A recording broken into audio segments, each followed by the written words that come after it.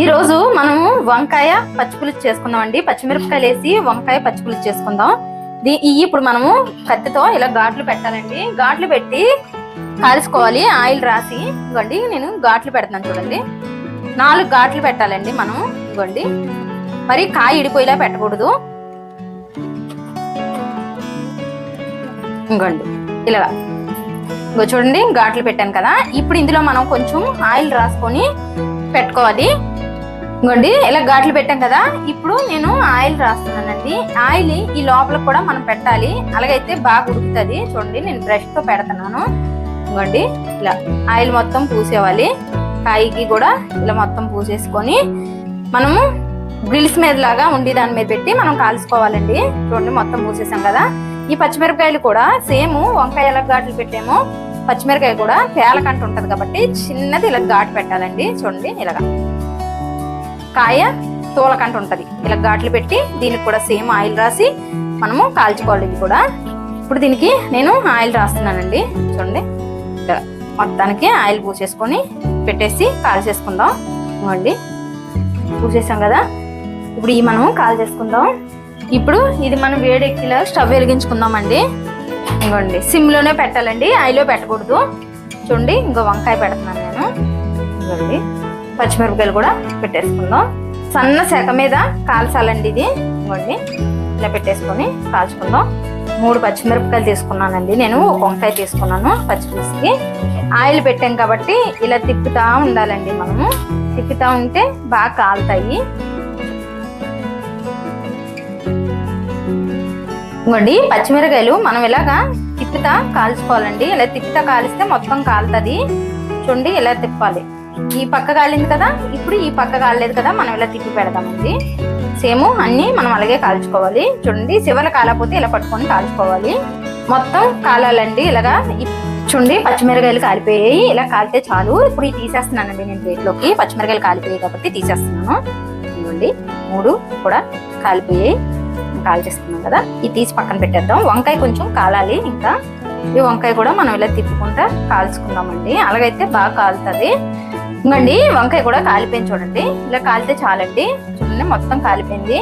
ఇప్పుడు ఇది మనము స్టవ్ ఆపేద్దామండి. స్టవ్ ఆపేసుకొని ఇది చల్లారి పెట్టుకుందాం. ఇది చల్లారి లోపల మనం చింతపండు పులుసు రెడీ చేసుకుందాం. ఇంకోండి ఈ చల్లారి లోపల మనం చింతపండు పిసుకుందాం అండి. నేను చిన్నది నిమ్మకాయ సైజు చింతపండు తీసి నానబెట్టానండి. ఇది మొత్తం మనం ఇలా పిసికేసుకొని పులుసు తీసుకుందాము. చూడండి చింతపండు ఇలా పులుసులో పిసికేసుకున్నాం కదా. ఇప్పుడు మనం వడపోసుకుందామండి. చింతపండు ఏమి దిక్కంట ఇలాగా వడపోసేసుకుందాం. ఇంకోండి వడపోసేసుకున్నాం కదా. ఇది మొత్తం ఇలా అంటే ఇంక పులుపు అంతా దిగిపోద్ది. ఈ పులుసు సరిపోద్దండి మనకి. చూడండి మొత్తం రసం వస్తుంది కదా, ఈ పులుసు సరిపోద్ది మనకి. ఇప్పుడు ఇది మనం పక్కన పెట్టేసుకుందాం. ఇప్పుడు వంకాయ చల్లారి ఉంటది, అది మనం పొట్టు తీసేసుకుందాం. ఇంకోండి ఇప్పుడు ఈ చల్లారిపోయి కదా, మనం ఇందులో వేసేసుకుందాం. ఈ వంకాయ కూడా మనము పొట్టు ఇలా తీసేసుకుందాం అండి.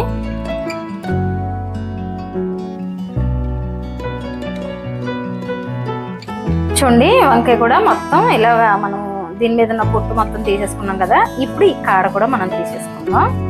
ఇదిగోండి కాడ కూడా తీసేసాను. ఇందులో మనం కొంచెం సాల్ట్ వేసుకుందాం. కళ్ళుప్పు వేస్తానండి.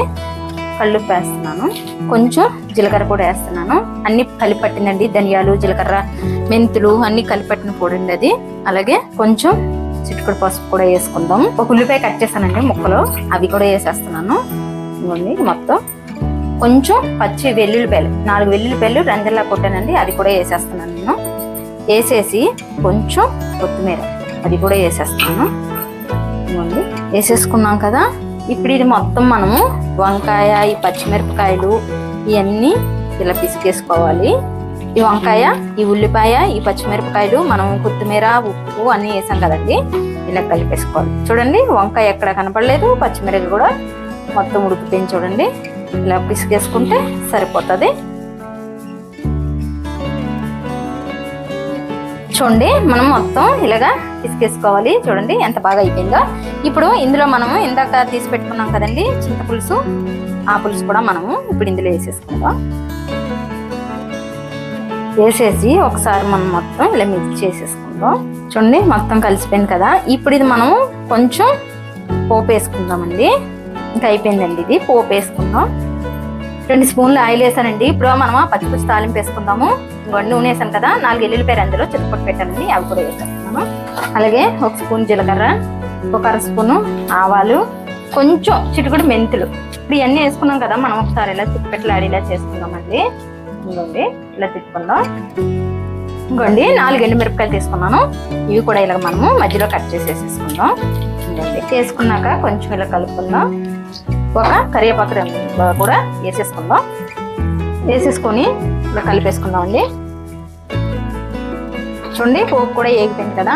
ఇప్పుడు మనము ఈ పులుసులో ఇప్పుడు ఈ పోపు వేసేసుకుందాం అండి. మనము ఇంకోటి వేసేస్తున్నాను